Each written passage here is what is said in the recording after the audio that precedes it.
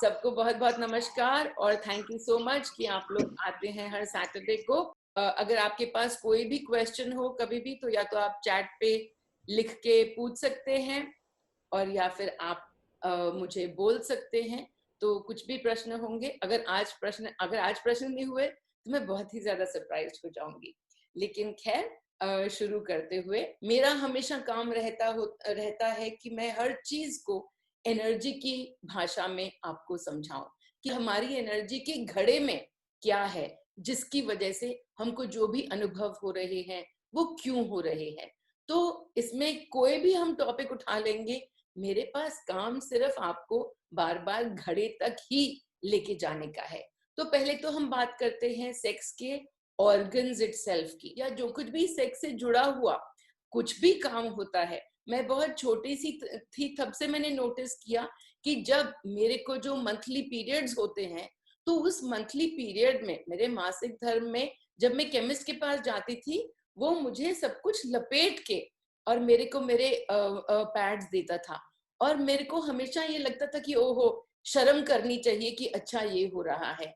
अब जब मैं उसको देखती हूँ तो मुझे बहुत हंसी आती है कि जो चीज हर एक के साथ हो रही है, आधी दुनिया आदमी और आधी दुनिया औरत, और सबको मालूम है कि क्या होता है और क्यों होता है, तो उसको इतना छिपा के और उसको इस तरीके से मतलब छोटे से पैकेट में बंद करके और देने की क्या ही तो जरूरत है।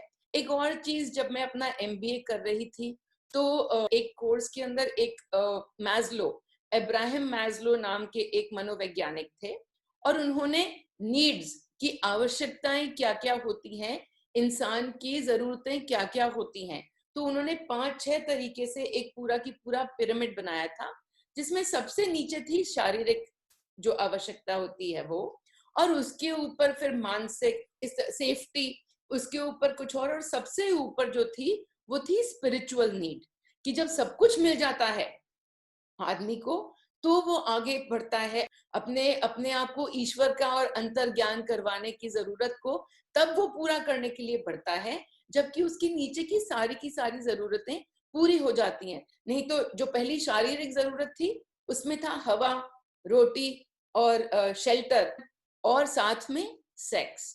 ये सबसे नीचे की जरूरत थी, कि जो शारीरिक जरूरत है उसके अंदर हवा के साथ साथ और सेक्स भी शामिल था। और मैं उसको देख के मुझे बहुत ही उस टाइम पे भी बहुत अचंभा हुआ कि अरे देखो, जो मनोवैज्ञानिक है वो कह रहा है, और उसने ये बात 1903 में कही थी, या कहीं पे तो मतलब 100 साल पहले कही थी, और वो बात आज तक भी हमको पढ़ाई जा रही थी कि जो हमारी नीड्स हैं, जो हमारी जरूरतें हैं, वो इस तरीके से पूरी होती चली जाती हैं जब हम ऊपर आके बैठते हैं। तो वहां पे ज्यादातर की जो हमारी नीचे की जरूरतें हैं, ज्यादातर की वो पूरी हो जाती हैं, उसके बाद ही हम ऊपर आके बैठते हैं।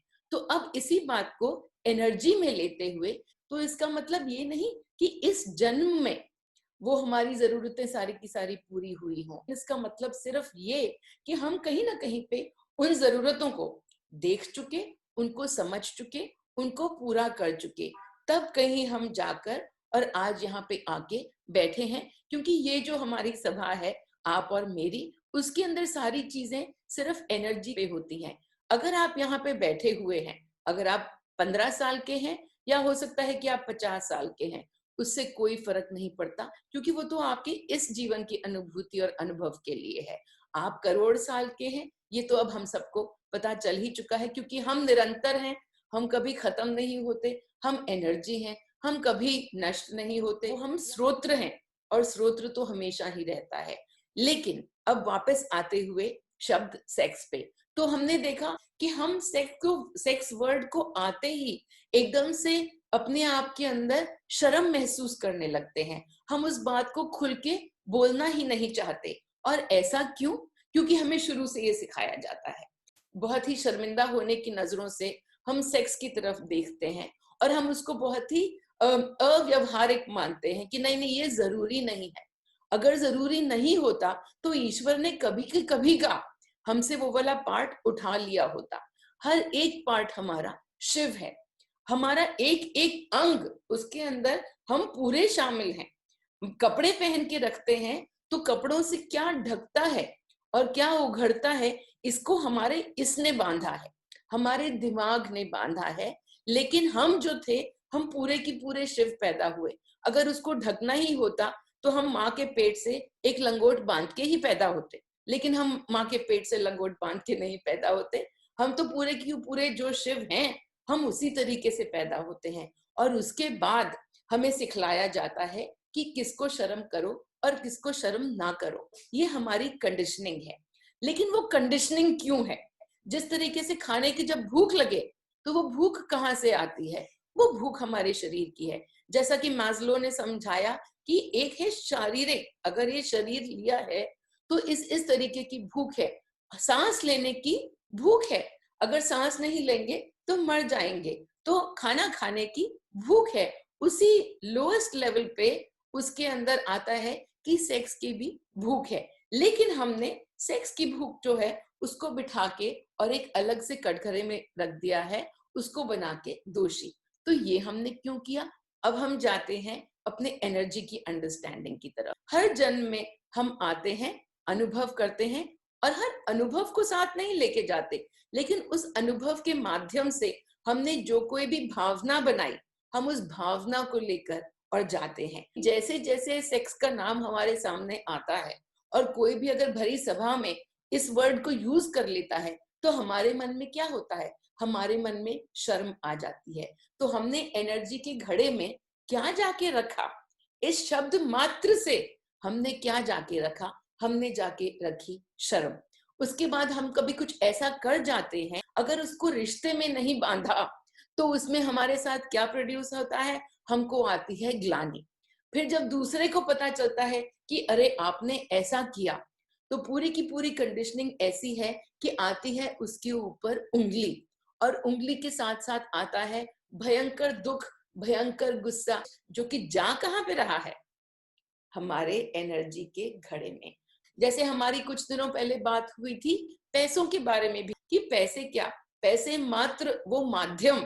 जब भी पैसे, पैसों के बारे में बात होती है तो हमारे घड़े में से कभी तो डर निकल के आता है, कभी शांति निकल के आती है। कोई चोरी की बात करे तो गुस्सा निकल के आता है, और कोई देने की बात करे तो मन में बहुत खुशी होती है। तो वो भी क्या, मात्र एक माध्यम, भावनाएं बनाने के लिए और इनको महसूस करने के लिए। तो उसी तरीके से अगर हम सेक्स को ले लें, एक छोटी सी बात है कि आप रोज दूध और दही लेते हैं, लेकिन मान लीजिए आप पैदा होते और आपको बोला जाता कि भाई तुम्हें दूध तो जितना पीना है पी लो, लेकिन खबरदार जो इसका तुमने दही बनाया, तो दही बनाना तो बहुत ही बुरी बात होती है, तुम दही तो बनाना ही मत कभी भी, नहीं तो तुम्हारे ऊपर बहुत प्रकोप होगा, पूरी दुनिया तुम पे चींची करेगी। तो आप पहली बात तो एकदम से उत्सुकता में आ जाएंगे कि ये दही होता क्या है। और फिर उसके बाद जब कोई नहीं देख रहा होगा तो दही बनाने की कोशिश करेंगे। जब आप दही बनाने की कोशिश करेंगे और आप उसे खाएंगे, हो सकता है आपको पसंद आ जाए कि दही का स्वाद तो बड़ा अच्छा होता है। अगर आपको दही पसंद आ जाए तो आप बार बार दही बनाएंगे, लेकिन क्या करेंगे? सबसे छुप के। तो खा तो आप रहे हैं दही, जो आपको पसंद है वो आप खा रहे हैं, लेकिन उसके साथ आप भावना क्या बना रहे हैं? आप भावना बना रहे हैं ग्लानि की और दोष की, कि अरे मैं तो बहुत बड़ा अपराध कर रहा हूँ, क्योंकि दही तो खाना है ही नहीं, सब लोगों ने मना किया है कि दही नहीं खाना है। तो हम सब लोगों की बात सुनकर जब उस अनुभूति को लेते हैं तो उसके अंदर भी सिवाय भावनाओं के और कुछ नहीं बनता।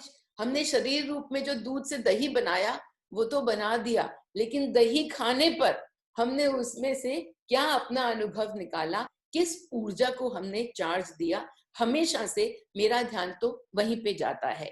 तो ये भी बात होती है कि तो फिर करना क्या चाहिए? मेरे पास कुछ कुछ सालों पुरानी बात है, तो मेरे पास एक लड़का आया और उसने बोला कि मुझे क्या करना चाहिए, आप बताओ, मैं बहुत परेशानी में हूँ। तो मैंने बोला क्या हुआ? बोला कि मुझे समझ में नहीं आ रहा कि मेरे को अपनी ये जो 2 गर्लफ्रेंड्स हैं, मेरे को उनके साथ उनमें से किसी को चुनना चाहिए, और या फिर मैं अपने वापस में अपनी बीवी के पास चला जाऊं। तो मैं खूब जोर से हंसी। तो तुम ऐसा करो कि या तो जो तुमको गिल्ट फील होता है, तुम एक के साथ रहते हो तो तुम्हें गिल्ट फील होता है, तुम दूसरे के साथ रहते हो तो तुम्हें गिल्ट फील होता है। तो या तो तुम इन सबको रिलीज कर दो, फिर अपने आप से तुम्हारे सामने जवाब आ जाएगा। लेकिन अगर घड़ा खाली करना नहीं चाहते तुम, अगर, क्योंकि घड़ा खाली करना तो हमेशा ही हमारी चॉइस है, तो उसी तरीके से मैंने इस व्यक्ति को भी बोला कि तेरे को जिसमें बैठना है, अगर तेरे को ग्लानि और डर में बैठना है तो तू यही कर, लेकिन अगर तेरे को नहीं बैठना है तो तू इसको निकालना शुरू कर, और अपने आप से तेरा रास्ता जिससे तेरे को सबसे ज्यादा शांति मिलेगी वो आएगा तेरे सामने, और वही रास्ता सही होगा। उसमें कौन गर्लफ्रेंड, कौन वाइफ, कौन ये तो मात्र हमने रोल्स पकड़ाए हैं एक्टर्स को, ताकि वो हमको कोई ना कोई अनुभव जो कि हमारे एनर्जी के फील्ड में है, जो कि हमारे एनर्जी के घड़े में बैठा है, वो अनुभव। अभी आप यहाँ पे कई लोग बैठे हैं, बोले हाँ ये सब तो हो गया, अब तो मैं इन सब से परे हो चुकी हूँ, क्योंकि चलो अब तो उम्र भी हो गई। लेकिन ऐसा नहीं है। जो कुछ भी हमने डर या अपराध भाव या दोष भाव या ग्लानि, जो कुछ भी हमने अपने घड़े में बनाई, तो वो कहीं जाती नहीं है, वो हमारे ही एनर्जी फील्ड के अंदर पड़ी रहती है। और जब जब हम अपनी नजरों से किसी और के ऊपर उंगली उठाते हैं और उनको आंकते हैं, तो हम किसी को नहीं आंक रहे, हम खुद को ही आंक रहे हैं। कोई और तो सामने है ही नहीं, वो तो सिर्फ एक्टर हैं जो कि ये दिखलाने के लिए आए हैं कि हमारे घड़े में क्या है। मैं हमेशा कैंडल की प्रोसेस की बात करती हूँ कि वो दिए के अंदर अपने सारे डर डालो, सब कुछ डालो। अगर जो आपने बिना बिना कैंडल किए अपने एनर्जी फील्ड को एक तरफ रख के, लेकिन मीनल की बात सुनकर, और आपने कुछ भी आज किया बिना अपनी ग्लानि निकाले, तो फिर क्या होगा? मीनल भी आपके लिए एक वो एक्टर बन जाएगी, जिस एक्टर की वजह से आपको और क्या महसूस होगा? और डर महसूस होगा। आपको और क्या महसूस होगा? और ग्लानि महसूस होगी, क्योंकि वो आपका एनर्जी का घड़ा है। मीनल जहां पे आज बैठी है, उसको इस सब चीज से कोई फर्क ही नहीं पड़ता। एक बहुत ही प्यारी बात हुई थी बहुत साल पहले, मतलब बहुत साल पहले तो मैं ऐसे कहती हूँ कि 36 साल बीत गए, लेकिन मेरे लिए अब 2 साल भी बीतते हैं तो बहुत पुरानी बात हो जाती है। एक दिन मैं बैठी हुई थी अपनी गाइडेंस में और गाइडेंस ले रही थी, तो मुझे आया कि ओम का उच्चारण करो। तो मैं ओम का उच्चारण करने बैठ गई, और फिर उसके बाद मुझे आया कि मास्टरबेट करो। जो हस्त मैथुन जिसको कहते हैं, मैं तो शब्द भी नहीं इस्तेमाल करती, क्योंकि हम वो शब्द सुनते ही एकदम से हमारे पूरा की पूरा जो ढांचा है, जो कुछ हमको सिखलाया गया है, वो हम तक आ जाता है। मैं आजकल शब्द इस्तेमाल करती हूँ स्वप्रेम। क्यों? क्योंकि सिवाय खुद को प्रेम करने के मेरे को तो और कोई नजर ही नहीं आता, सामने सिर्फ मिरर्स ही हैं। तो ऐसा करने में तो मेरे को फिर भी, जब मुझे उस वक्त पे आया कि तुम चलो मास्टरबेट करो, तो मैं भन्ना गई, मुझे समझ में नहीं आया। तो मैंने कहा कि अरे, एक तो जो शब्द है वो तो आपको इतना, मतलब ओम करते हैं पूरी सृष्टि में एक ही शब्द है ओम, और आप कह रहे हो कि ओम की ध्वनि पे और मैं एक ऐसा कांड करूं जो कि हम कमरे के पीछे बैठ के लोग करते हैं, बच्चों को मना करते हैं कि ये मत करो। आप जो करने को कह रहे हो, तो आप मुझे क्या दिखलाना चाहते हो? आप मुझे क्या सिखलाना चाहते हो? तब उस टाइम पे मुझे ये अंडरस्टैंडिंग आई कि एक जो है वो तुमको एनर्जी में परम आनंद पे लेके जाता है। जो ओम शब्द है, आप ओम का उच्चारण करो और आप ओम शब्द में बैठो, तो हम एकदम परम आनंद में पहुंच जाते हैं। और एक जो है वो तुमने ये शरीर रूप लिया है, उसमें परम आनंद पे लेके जाता है। तो इसके अंदर तुम इन दोनों को अलग क्यों समझ रही हो? जो कुछ भी है वो खुद से ही प्रेम का अगर पूरी जर्नी है, तो ये भी प्रेम की सिर्फ एक अभिव्यक्ति है।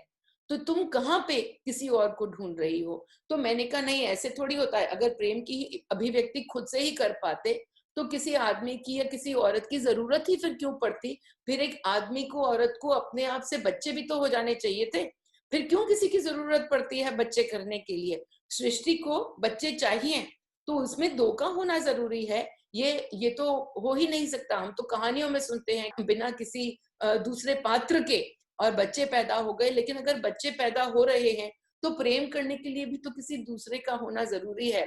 तो इस टाइम पे बहुत ही मजाकिया मेरे पास एक जवाब आया, और वो ये था कि बच्चे कौन? वो एक एनर्जी है जिसने आपकी कोख में जन्म लिया। तुम्हारे पास एक अवन है, उसके अंदर रोटी तैयार होती है। एक तंदूर है तुम्हारे पास, उसमें रोटी तैयार होती है।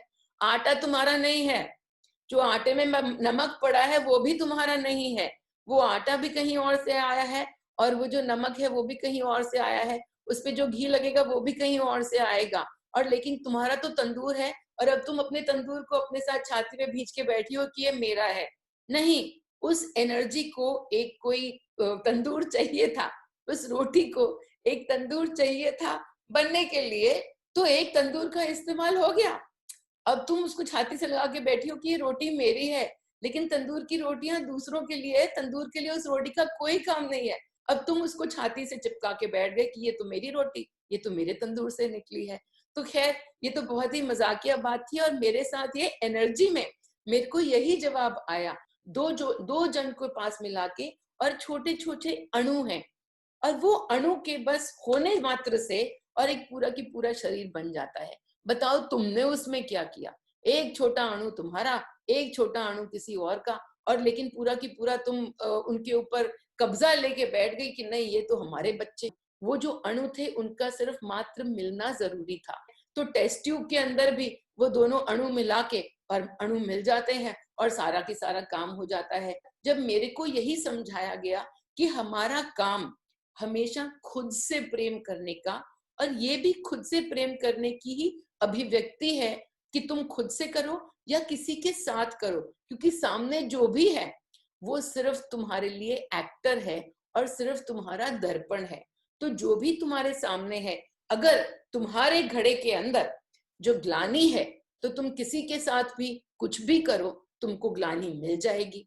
और अगर तुम्हारे घड़े के अंदर प्रेम है और सिर्फ प्रेम है, प्रेम तुम्हें मिलता ही चला जाएगा। जब मैं अपने मन से डर, ग्लानि और अपने जजमेंट कि ये सही है और ये गलत है, जो मैं अपने मन से सही और गलत के सारे भेदभाव हटा दूं, तो उसके बाद जो भी मैं करूं उसमें पूर्ण रूप से सिर्फ प्रेम होगा। और जो उसमें प्रेम होगा, तो जो सामने के जो भी व्यक्ति, लोग कहते हैं सोसाइटी में ऐसे नहीं चल सकते, और मैं कहती हूँ भाई सोसाइटी नाम की कोई चीज नहीं, मात्र तुम्हारे दर्पण। हर सोसाइटी सिर्फ तुम्हारे एक्टर, माँ बाप तुम्हारे एक्टर, बच्चे तुम्हारे एक्टर। जो तुम सोचो कि गलत, तो वो सामने वाला तुम्हें उंगली दिखा के बताएगा कि तुम गलत। जो तुम सोचो कि तुम सही, तो सामने वाले की सारी उंगलियां हट जाएंगी और तुम उनको सही नजर आओगे। क्योंकि जजमेंट जो हम करते हैं, जो हम किसी को भी आंकते हैं कि ये गलत कर रहे हैं, वो गलत कर रहे हैं, वहां कोई और है ही नहीं, वहां सिर्फ हम ही हैं, कोई और नहीं है। Why do the so-called spiritually evolved people engage in sexual abuse of their disciples? पूछो कि सेक्सुअल डिसाइपल्स ने इसमें क्या अनुभूति मांगी होगी, और जो जिसने दिया उसने क्या अनुभूति मांगी होगी। हम किसी भी और के बारे में जब जजमेंट कर रहे हैं, वो स्पिरिचुअली तो इतना ऊंचा है, और फिर उसने सेक्स क्यों किया, तो हम उसको जज कर रहे हैं, हम उसको जज कर रहे हैं। उसको क्या अनुभूति मिली, हम यहाँ पे बैठ के और बता ही नहीं सकते। मैं हर एक चीज को सिर्फ एनर्जी मात्र से देखती हूँ, लेकिन हम जहाँ पे भी सेक्स का वर्ड आता है उसको जज करना शुरू कर देते हैं। हमारे एनर्जी के घड़े में क्या डाल रहे हैं हम? सेक्स नाम के साथ हम डाल रहे हैं शर्म। तो उस शर्म को निकाल के, जो हमने पहले भी कभी तो अनुभव किया होगा, कैंडल के अंदर सिर्फ आज ही की बात नहीं, अगर हमको हमारे साथ पहले कोई अनुभव हुआ है जहाँ पे हमको बहुत ही शर्म महसूस हुई, ये सेक्स तो एक टूल है, लेकिन किसी भी चीज में अगर हमको कोई बहुत शर्म महसूस हुई, तो हम उस पुरानी घटना पे जाके हम उस पूरी की पूरी घटना को भी हम रिलीज कर सकते हैं कि उस वक्त पे जाएंगे जबकि हमको बहुत शर्म महसूस हो रही थी, उस पुराने समय में जाएंगे और हम अपनी पूरी की पूरी जो शर्म है वो दिए को सौंप देंगे। भाई ईश्वर ने पकड़ाया है सब कुछ, एक ही चीज की अगर ईश्वर ने सब कुछ पकड़ाया है, तो फिर मैं लोगों को बोलती हूँ कि ये भी हुआ तो भी क्या, और नहीं भी हुआ तो भी क्या, आप यहाँ पे सिर्फ अनुभूति लेने के लिए आए हो। It is also written in books that such desires are to be released in order to move ahead on the spiritual path, as it keeps us into attachments, and you've come in form again and again due to these desires. Can you please explain on this? Desires की भी तो मैं रोज ही बात करती रहती हूँ, यही Dzire क्यों? आप हर डिजायर की बात ले लो ना, मैं तो हर डिजायर की यही बात करती हूँ कि all desires, not such desires, all desires are to be released in order to move ahead on the spiritual path. आपकी कोई भी इच्छा अगर आपको जकड़ लेती है एक अटैचमेंट के साथ, तो आप उसको रिलीज कर दीजिए। आपका काम सिर्फ इस डिजायर को नहीं, हर डिजायर को रिलीज करना है। जो आपने सिर्फ इस डिजायर को बुरा माना, तो ये आपका जजमेंट आ गया अच्छे और बुरे का, कि जो सेक्स है वो तो बुरा और जो सेलिब्रेट है वो तो अच्छा, ब्रह्मचार्य तो अच्छा, सन्यास तो अच्छा, और जो मैरिड जीवन है वो बुरा। जो जिस किसी के साथ, व्यक्ति के साथ तुम्हारी शादी हुई है, वो एक्टर तुम्हारे जीवन में आया है तुमको 10 अनुभूतियां देने के लिए। तुम्हारे एनर्जी के पॉट ने वो अनुभव जो कि तुम लेने के लिए आए हो वो डिसाइड किए हैं, और तुम चारों तरफ से ये सेक्स के बारे में सुन के और डर और शर्म से बंधे रहते हो, तो समझ जाओ कि ये डर और शर्म कहाँ पे पड़ी हुई है। ये समझ जाओ कि बाहर कुछ नहीं है, बाहर सिर्फ वही कुछ साक्षात हो रहा है, मैनिफेस्ट हो रहा है, जो कि तुम्हारे एनर्जी की घड़े में भरा हुआ है। तुमको पढ़ने में भी वही आएगा।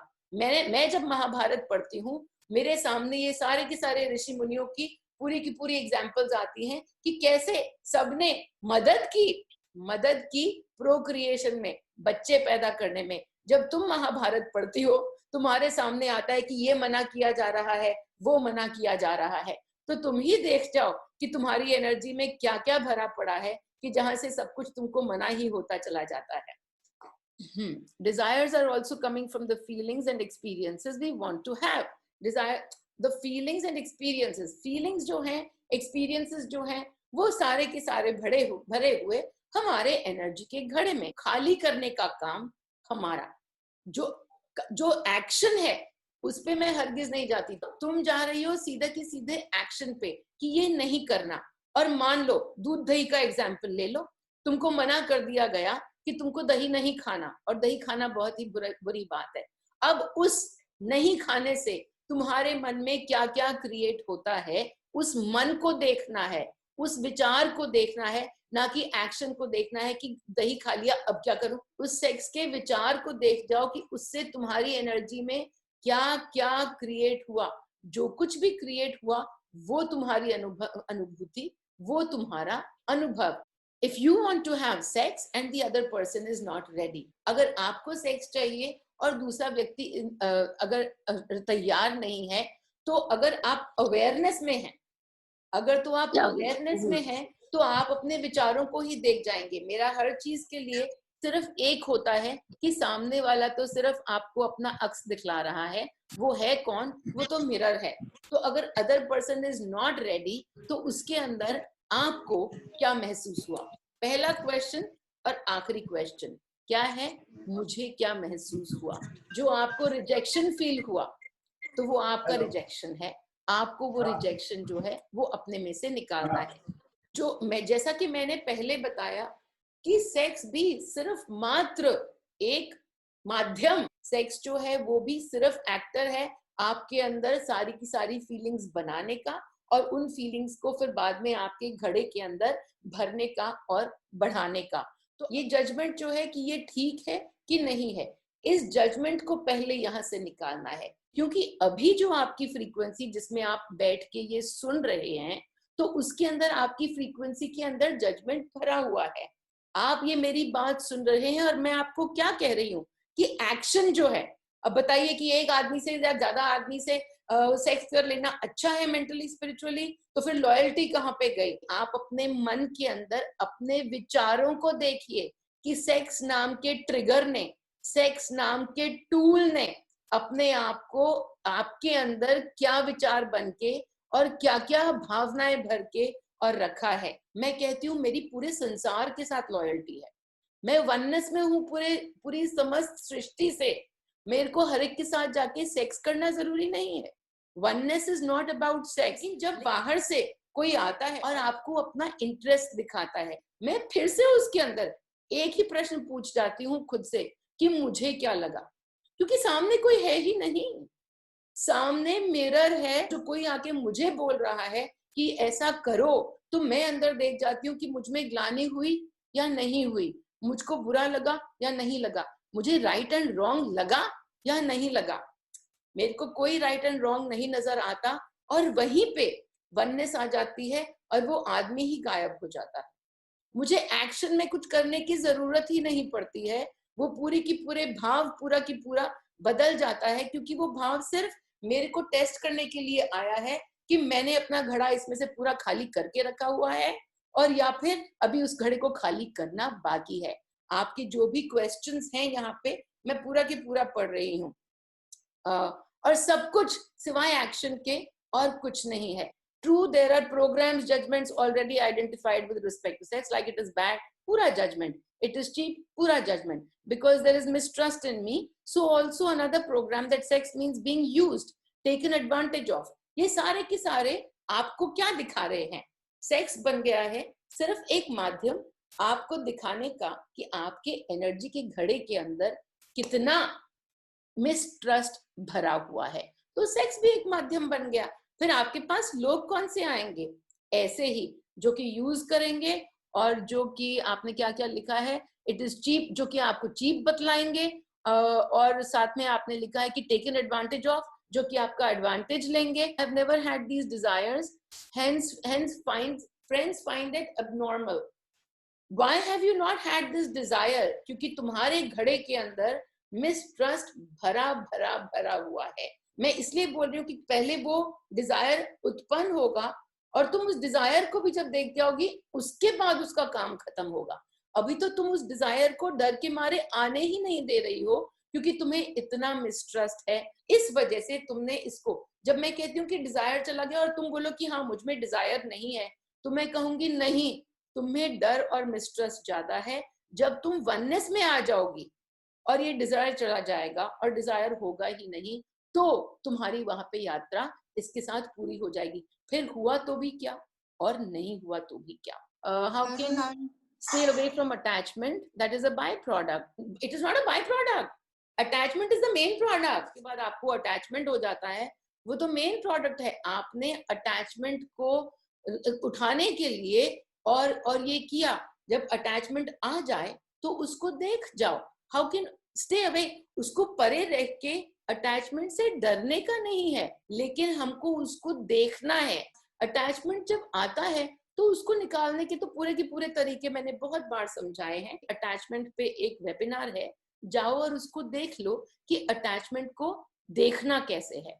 अटैचमेंट के स्टे अवे नहीं करना है, एक अटैचमेंट से परे कैसे रह सकते हैं। हम किसी भी चीज को जब परे करके हटाते हैं तो उसमें हमारे डर छुपे हुए हैं। तो उन डरों को पहले देख जाओ, और फिर अटैचमेंट जब आएगी उस वक्त उस अटैचमेंट को देख जाओ।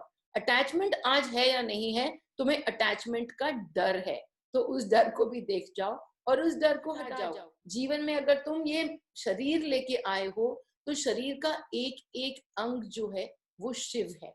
एक एक अंग तुम्हारा वो शिव है, और हर अंग की तुमको कदर करनी है, बस और कुछ है ही नहीं। तुम अपने मुंह की कदर करते हो कि रोज उसके थ्रू, तुम्हारे मुंह के थ्रू तुम्हारा जीवन होता है, तुम खाना खाते हो, लेकिन ये जीवन होता ही नहीं जो सेक्स नहीं होती तो। Is it union with other person to ascend, awaken or enlighten by doing sex? None of the above. None of the above. क्योंकि दूसरा सामने कोई है ही नहीं। यूनियन विद अदर पर्सन, सामने तुम और तुम्हारा मिरर।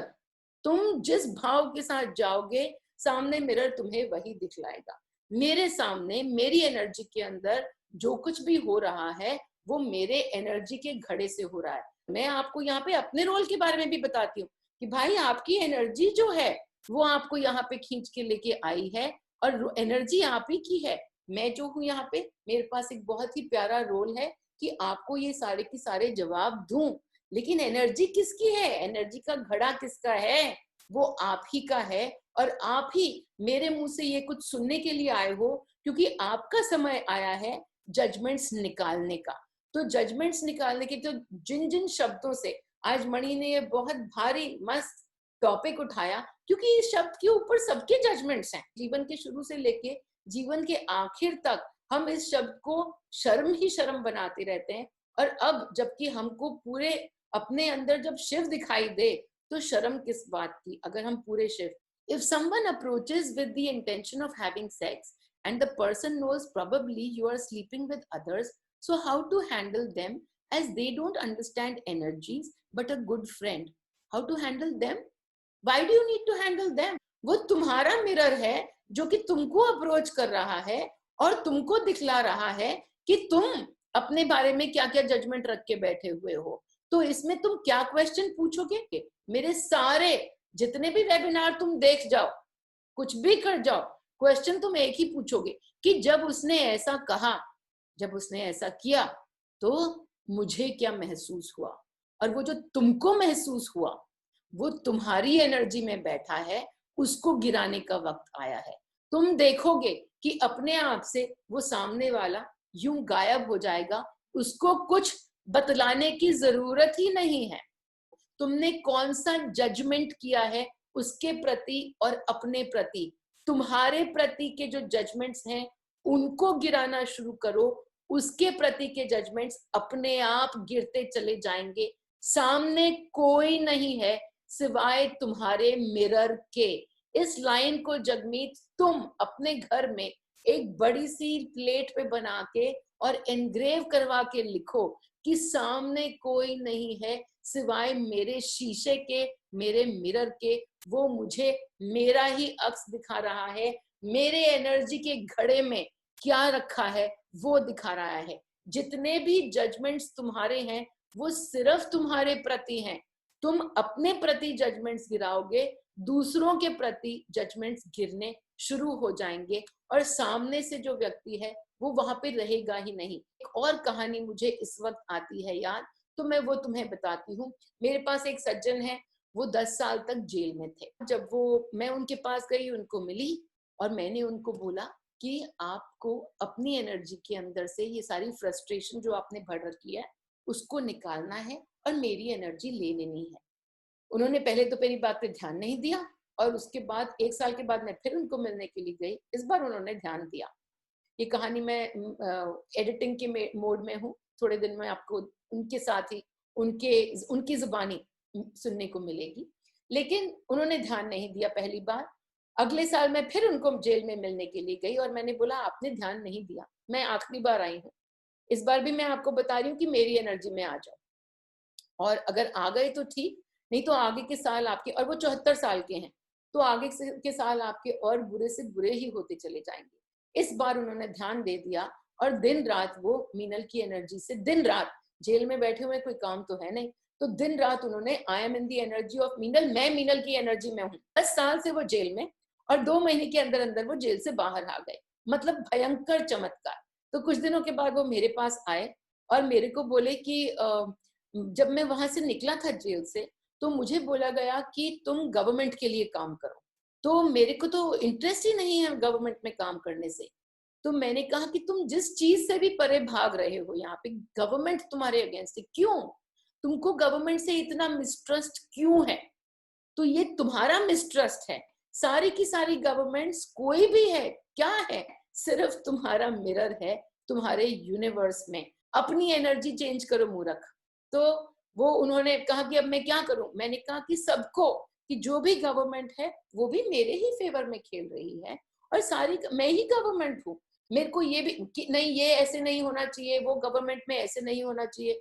मैंने कहा नहीं, जिसको जो जो अनुभव मिल रहे हैं, तुमको जो अगर उसको उस अनुभव से तुमको अगर प्रॉब्लम है तो तुम अपनी एनर्जी चेंज करने पे ध्यान रखो, बाकी को जाने दो. बोले नहीं, मैं जब अगली बार जाऊंगा तो वो मुझसे पूछेंगे कि भाई तुमने क्या किया और तुमको अब गवर्नमेंट के लिए काम करना है, तो मैं क्या जवाब दूंगा. मैंने कहा उनको जवाब देने की तुमको जरूरत ही नहीं पड़ेगी, तुम अपनी एनर्जी पे काम करो. उसने अपनी एनर्जी पे काम किया. जब वो अगली बार गए जाके उन्हीं लोगों से मिले, किसी ने भी बोला ही नहीं कि उनको गवर्नमेंट के लिए काम करना पड़ेगा. क्यों? क्योंकि बाहर कुछ है ही नहीं. जहाँ पे उनका डर फंसा हुआ था तो वो निकाल के उन लोगों ने बाहर उनको दिखा दिया. तो ये आप ही के लिए कहानी कि जहाँ पे आपका डर फंसा हुआ है उसको निकाल के आपको बाहर करना पड़ रहा है. वो लोग जो आपके सामने आप ही का अक्स बन के आ रहे हैं वो गायब हो जाएंगे, वो है ही नहीं. आपको इसमें से क्या नहीं समझ में आता बार बार कि सामने सिर्फ तुम्हारे मिरर्स, तुम्हारे यूनिवर्स में सिर्फ एक ही शख्स, और वो तुम्हारे अलावा कोई और है नहीं। जहां पे तुमने जजमेंट बनाया, 100 लोग, हाँ 100 लोग आके इकट्ठे होंगे और तुम्हारे ऊपर उंगली करेंगे। वो उंगली तुम्हारे ऊपर क्यों? ताकि तुम देख पाओ कि तुम्हारे घड़े में तुमने क्या भर रखा है, और अपने सारे जजमेंट्स अपने प्रति हटा के बाहर का एक्शन बहुत बाद में। जो अंदर एनर्जी पे तुम काम कर गए तो आधी टाइम तो बाहर का एक्शन की जरूरत ही नहीं पड़ती है। मुझे किसी को कुछ बोलने की जरूरत ही नहीं पड़ती है। कोई मेरे पास आता है और ऐसे ऐसे ही होता है। एक और कहानी, और वो आप लोगों ने जो कि मेरे ग्रुप में हो, बहुत लोगों ने ये कहानी बहुत बार सुनी हुई है, लेकिन एक बार फिर से बताती हूँ कि मेरे घर में कोई भी आके रह सकता है। तो कई जन आते हैं जिनको मैं जानती तक नहीं, और वो आके बोलते हैं मैं हम आपके घर में रह जाएं। मेरा जवाब होता है हाँ। अगर आपको भेजा जा रहा है आपकी एनर्जी ने, तो मैं उनको पूछती तक नहीं कि भाई तुम्हारा नाम क्या है, तुम कहाँ रहते हो, तुम्हारे घर में कितने लोग हैं, क्या है। तो एक दिन जब एक सज्जन मेरे घर में आए, उनको मैं कहीं से नहीं जानती थी, वो मेरे घर में आए। मैंने उनको इस कमरे में जहाँ पे बैठ के मैं ये वेबिनार करती हूँ, ये मेरा पूजा का कमरा है। और इसके अंदर कोई भी जब गेस्ट आते हैं जिनको स्पेशली एनर्जी पे काम करना होता है, तो मैं उनको इस कमरे में ठहरा देती हूँ, क्योंकि इसके अंदर मैं बहुत साल तक बैठ के, और आज की मॉडर्न लैंग्वेज में एसी में बैठ के मैंने जो तब किया, जब मैंने अपनी नौकरी छोड़ी और मैंने 1.5 साल तक लगातार सिर्फ राइटिंग की और कुछ नहीं किया, अपने अंदर को खाली किया इतना सारा, तो वो सारा की सारा मैंने इस कमरे में बैठ के किया। मैं घर में उस दिन एकदम अकेली थी, मेरे घर में कोई नौकर चाकर नहीं, कोई और बाय चांस उस दिन घर में कोई था भी नहीं, कोई और नहीं था। ये सज्जन करीब मान लीजिए 55 उम्र के, और मैं। जब रात को 2 बजे मेरी आंख खुली एकदम से, और मेरी आंख खुलती नहीं और कोई आवाज नहीं हुई, लेकिन मेरी आंख खुली एकदम से, और मैंने देखा कि मेरे कमरे का दरवाजा, क्योंकि मैं दरवाजा भी बंद भी नहीं करती, सिर्फ भिड़ा के रखती हूँ ऐसे, तो कोई भी खोल के अंदर आराम से आ सकता है। तो मेरे कमरे का दरवाजा जो था वो धीरे धीरे खुल रहा था, और घर में 2 ही जन, तो मैं समझ गई कि हाँ वही व्यक्ति है जो कि मेरे कमरे का दरवाजा इस वक्त रात के 2 बजे और खुल रहा है। तो मैंने जैसे ही वो देखा कि दरवाजा खुल रहा है, मैंने इमीडिएटली सबसे पहले अपने मन में झांका कि मेरे मन में क्या हो रहा है। तो मैंने अपने मन में झांका, मेरे मन में कोई डर था ही नहीं, कोई डर नहीं था मेरे मन में। मैंने देखा अंदर, तो मुझे यही जवाब आया कि मैं ये शरीर थोड़े ही हूँ, ये क्या करेगा मुझसे, जो कुछ भी करेगा वो ये सिर्फ शरीर को कर सकता है, और कुछ हो ही नहीं सकता, और मैं ये शरीर नहीं, मैं तो शरीर से बहुत बड़ी हूँ। तो जब ये जवाब आया तो मैं एकदम निडर होके, एकदम निर्भय होके, और मैंने उसको फिर दहाड़ मारी। तो मैंने बोला क्या हो रहा है यहाँ पे? तो जैसे ही मैंने बोला क्या हो रहा है वहां पे, तो वो व्यक्ति एकदम से दौड़ के मेरे कमरे में आया, और उसने आके और मेरे पैर पकड़ लिए। तो अब मैं हंसी, क्योंकि अब ये रात के 2 बजे मैं नींद से अभी उठी हूँ, और वो आके मेरे पैर पकड़ रहा। मैंने कहा क्या हुआ भाई? तो कहता है कि मुझे ना वो आपके उस कमरे में सोया तो आपकी तो एनर्जी बहुत जबरदस्त है, मुझे वहां पे नींद नहीं आ रही। क्या सबके साथ ऐसा होता है कि जो उस कमरे में आते हैं उनको नींद नहीं आती? नहीं, सबके साथ ऐसा नहीं होता, लेकिन उस व्यक्ति के साथ उसको वो अनुभव होना था, उसको मेरी एनर्जी का भान होना था, तो इसलिए हुआ। और वो मेरे कमरे में जब बैठा तो उसको सामने मंदिर नजर आया, और मंदिर में वो मेरी कुर्सी पे जाके बैठ गया, जिस जिस सीट पे मैं बैठती हूँ उस पे जाके बैठ गया। वो 2 घंटे बेहोश हो गया। जब वो 2 घंटे बेहोश हो गया, तो उसके बाद जब उसको होश आया, उसको लगा डर। उसको डर लगने पे वो भाग के और मेरे कमरे में आया। लेकिन जब वो मेरे कमरे में आया, उसकी कहानी अलग है और मेरी कहानी अलग है। मेरा यूनिवर्स जो है उसमें मैं मेन पात्र हूँ। मैंने जो अपना डर निकाल दिया तो अंजाम ही कुछ और हुआ। जब हम बात करते हैं फ्रीक्वेंसी की, कि आप काम करते हैं यहाँ पे जजमेंट में, तो बाहर के सारे लोग आपको वही जजमेंट दिखाएंगे। जिस दिन सो आप मेरी बात मान के और अपने अंदर देख के, जब सामने कोई आपके और शिव इस तरीके से आए और आपको बोले कुछ और आपको समझ में ना आए, आप भीतर ही देख जाएं, आप जब अपना जजमेंट निकालेंगे तो आपकी फ्रीक्वेंसी यहाँ जाएगी। इस फ्रीक्वेंसी वो है ही नहीं, इस फ्रीक्वेंसी पे कुछ और होगा। ये जो है ये यहाँ इस फ्रीक्वेंसी पे हो रहा है, ये फ्रीक्वेंसी बदलेगी, वो आदमी बदलेगा, वो कुछ और ही बन के आपके सामने आएगा। तो वो आदमी आज भी मुझे फोन करता है और मुझे माँ कहता है। तो हर चीज के अंदर कहाँ पे क्या निकल के आना हुआ, एक ही सवाल, मुझको क्या महसूस हो रहा है और मैं कहाँ पे जजमेंट कर रहा हूँ। जो मैंने जजमेंट किया इस फ्रीक्वेंसी का, तो जवाब यहीं पे आएगा। पूरी दुनिया, सारे मेरे अक्स यही दिखाएंगे। जो मैंने सवाल किया अपने आप से और खुद को खाली किया और यहाँ आ गई।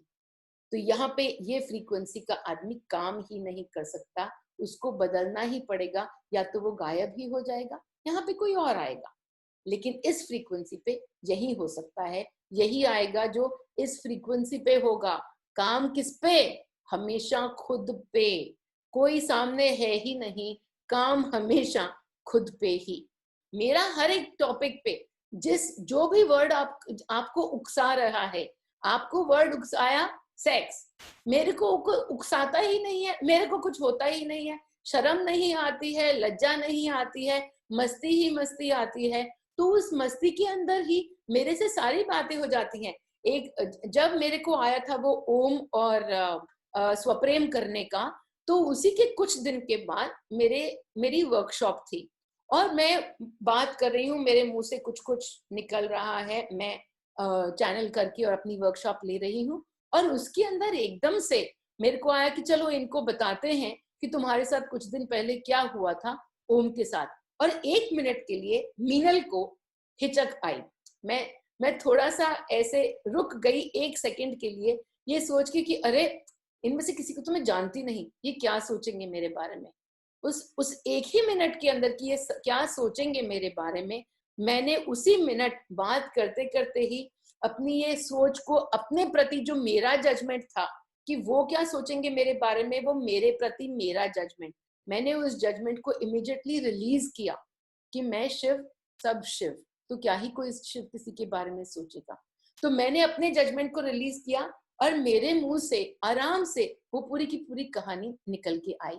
मेरे पास बाद में 2 लोग आए और उन्होंने बोला कि हम देख रहे थे जब तुम वो कहानी बोल रही थी, हम एम्बैरस हो रहे थे और तुम्हारे मुंह पे अलग ही तेज था, मतलब एकदम कितना प्यारा तेज था कि तुम ऐसे टॉपिक के बारे में इतने आराम से बोल गई। मैंने कहा आराम से बोल तो गई, लेकिन एक क्षण लगा मुझे पहले अपने अंदर का जजमेंट देखने में और उसको निकालने में। जब मैंने जजमेंट ही निकाल दिया तो सामने वाला शिव और मेरे वाला शिव दोनों मुझे क्या देंगे? सिर्फ प्रेम। क्योंकि जब जजमेंट खुद के ऊपर से हट जाता है तो बाकी सिर्फ प्रेम ही रह जाता है। लेकिन तो अभी की सभा यहीं पे समाप्त होते हुए आप लोगों का बहुत बहुत धन्यवाद कि आप सुनने के लिए आए। हो सकता है कि आपको कई सवालों का जवाब मिला हो, और जो सवालों का जवाब ना मिला हो तो मीनल की फ्रीक्वेंसी में जाइए। खुद के जजमेंट क्या है वो सारे के सारे मीनल की फ्रीक्वेंसी में अपने आप से आएंगे, वो करिए और खुद को खाली करिए, बहुत मजा आएगा, बहुत मस्ती मिलेगी। तो बहुत बहुत धन्यवाद आप सबका यहाँ आने के लिए। Thank you so much, lots and lots of love to all of you. Thank you so much. Bye bye. Thank you, Minal. Bye Thank bye. you. Lots of love. Bye.